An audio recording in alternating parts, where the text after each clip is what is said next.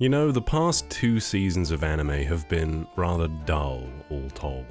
At least nothing much has leaped out at me as something I'd really like to cover. I think we were all rather spoiled a few seasons back, and now we're in a bit of a shuffle, so instead, let's talk about a very silly show that I had great fun watching, although perhaps not for the reasons intended by the creators. As someone who has, for better and for worse, been a fan of the Fate franchise for a very long time now, I've naturally been tertiarily aware of Melloi's case files for a minute or two as well. I'm a fan of Mr. Urobuchi's Fate Zero, I thought to myself, and Waver had a good arc in that, arguably the best in the entire thing even, and who doesn't love a good mystery? Well, the real sticking point in that assumption was that there would be good mysteries contained within the show, but before I get into that, let's run through the plot. The why done it, you might say. 12 times every episode. Why done it? Waver Velvet was a precocious 19-year-old. Yes, this is apparently what a 19-year-old Englishman looks like in Fate's magical little universe, student of the Mages Association's clock tower at the time of Fate Zero, wherein he participated in the Holy Grail War, a war pitting 7 masters and 7 servants, manifestations of the heroes in human history and legend as engraved on the Throne of Heroes, against each other in a battle royale to win the right to make a wish on the great— Alright, hold on. Fate's infamous impenetrability is rearing its head something fierce here. Well, you know, with a few notable exceptions. Let's go broad strokes instead. Waver's a teacher at a magic school who's in deep with the mob, so he's got to go and solve spooky mysteries with his assistant Gray, who occasionally bursts into dope freestyle slam poetry. She also has good thigh highs, and is strikingly reminiscent of the Saber from both Fate Zero and Fate Stay Night, who it turns out was actually the real King Arthur, only for some reason, Gray uses Ronga Miniad, Arthur's lance, instead of Excalibur, which is strange because the servant that uses Ronga Miniad is actually Saber Lancer, who's an adult version of Saber whose growth wasn't stymied by the use of Excalibur. Waver and his assistant Gray go around solving mysteries. That's the show. Sometimes his students help him out, sometimes he just goes by himself, sometimes a big train shoots a giant laser beam at an eldritch monstrosity descending from a portal in the sky, but very much like Scooby-Doo, the villain is always unmasked at the end thanks to those meddling mages and their talking cube. Sadly, there wasn't any chase scenes with fun 60s pop playing over the top of them, but I suppose that can always be edited in post. It's animated by Studio Troika, who've done solid work in the past. I still remember Recreators oddly fondly, if for the soundtrack more than anything else, and it certainly looks nice from time to time. Reliance on CG here and there, but hey, it's anime, what do you expect at this point? The score's nice as well, nothing to particularly write home about, with the possible exception of the pan flute in the opening, which is charmingly melodramatic. Actually, that term could kind of be applied to the whole show. It's earnest in the same way that something like Mr. Wisso's The Room is earnest. It feels like it's trying to be cool and secretive and enigmatic, but with the narrative tact of children having an imaginary fight on a playground, and dually, a lot of the sequences are resolved by one of the participants summoning the equivalent of the everything-proof shield. The real reason why I wanted to watch this was to learn more about the inner workings of the staggeringly undeveloped Mages Association and the Clock Tower in particular. Without getting too bogged down in the details, again, they're big institutions in the world of Fate that are barely touched on despite how important they are to the narrative. Waver's become one of the lords of the Clock Tower, Lord L. Melloi in fact, fine British name that is, and is working to pay off the debt he accrued due to his actions in Fate Zero by acting as a mystery-solving gopher of sorts for this miserable little twit, Rhinus. I don't think I ever got used to hearing the characters in the show say the word Norwich, though, having spent quite a bit of time there. It's also very much set in England, and in the same way that the ancient Magus' Bride was set in the UK, it's still surprising to me when I see anime renditions of places that are eerily familiar to real-world locations I've actually been to. Fairly faithful rendition of the country all told, fond memories of picnics in the living wood. Now, the draw for most mystery shows is a sort of back and forth between the text itself and the reader engaging with it, a collective working towards the solution. They ask the reader to participate in the act of solving the mystery, or at the very least work to try and encourage that kind of participation.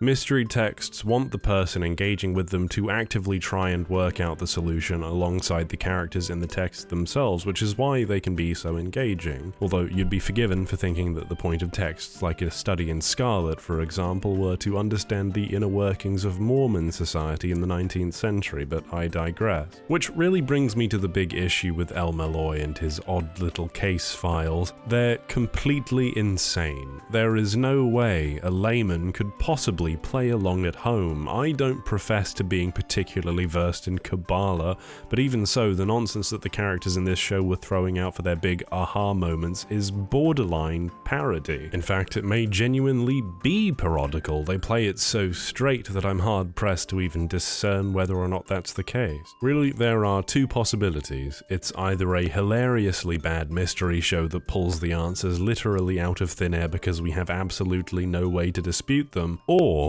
it's a hilariously good mystery show that pulls the answers literally from thin air because we have absolutely no way to dispute them. This is no Murders in the Rue morgue, no escaped orangutans or Hounds of the Baskervilles. It's absolutely hilarious, and I honestly cannot tell you if that was the point. The show takes its eureka moments so seriously and plays them so straight, but what the characters are saying is so utterly, totally absurd that it's borderline impossible not to laugh, as they all very seriously discuss that because the solar system is heliocentric and the house was built funny, the victim's soul must be placed in a hidden cubbyhole near the eastern wall. I distinctly remember going into one of the earlier episodes having jokingly told my friend that the next mystery would have something to do with the planets being in alignment, and then, without blinking, the big denouement for the episode was, let me just radio play this, hold on, do a bit of VA work. It uses ley lines to activate mystic eyes to draw out their power, and that magical energy uses the dead as the cause to create artificial fairies. The murders all took place on days where the alignment of the moon and stars heightened powers of the underworld and earth.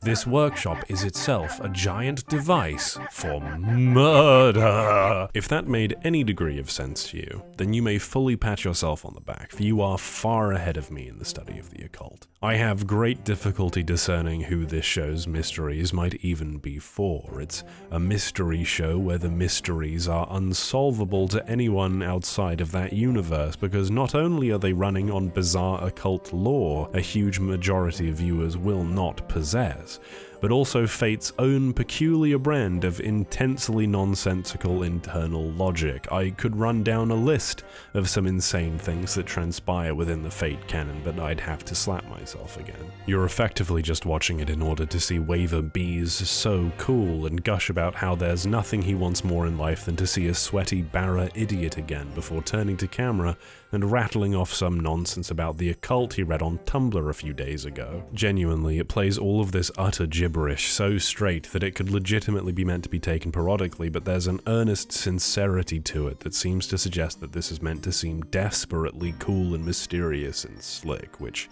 it is not, which is why it's funny.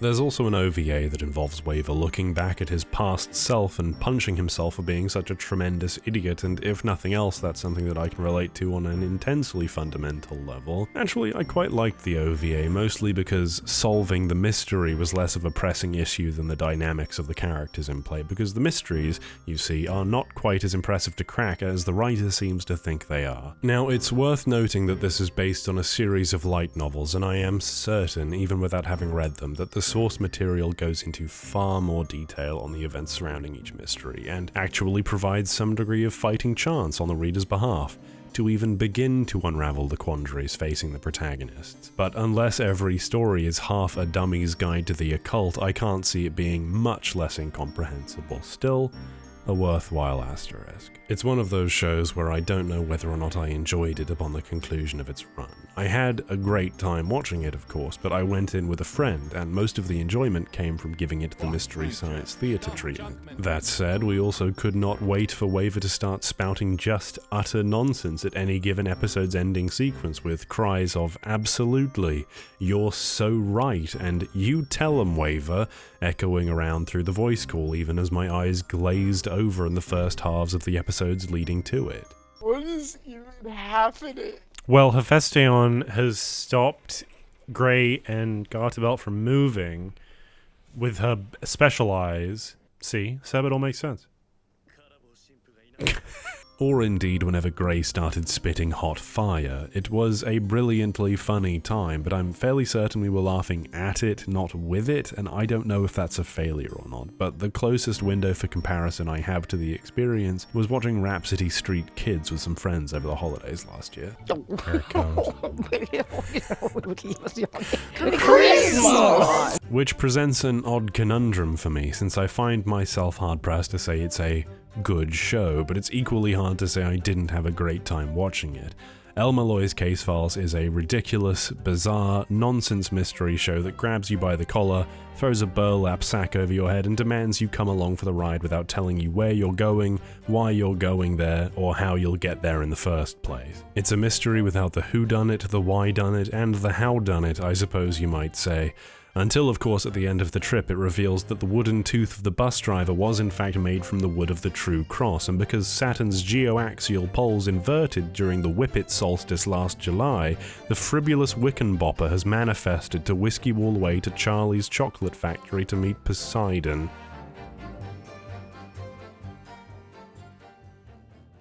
Hello there, thank you very much for watching, I appreciate it immensely. Sorry, profusely, about the delay in getting anything out. I've been fairly unwell for the past couple of months. Mostly fine now, though, and things keep happening, but not to worry. A tremendous thank you to my patrons, whose patience is beyond that of saints, and I'm sorry this is such a bizarrely ancillary video. I had been working on something a bit more substantial, but it's been taking a very long time to get right, but hopefully that'll be out soon. I'm gonna play a little bit of Elden Ring first, but after that I'll start working on that in earnest. But yes, a unbelievably enormous thank you to all of the people whose names are on the screen here.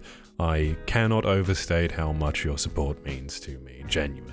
Especially when you provide it when there's months without a video. Your generosity is beyond my expectation and is something I do not deserve but am immensely grateful for all the same. Have a wonderful day wherever you are, and hopefully the next video will come out sooner. Bye!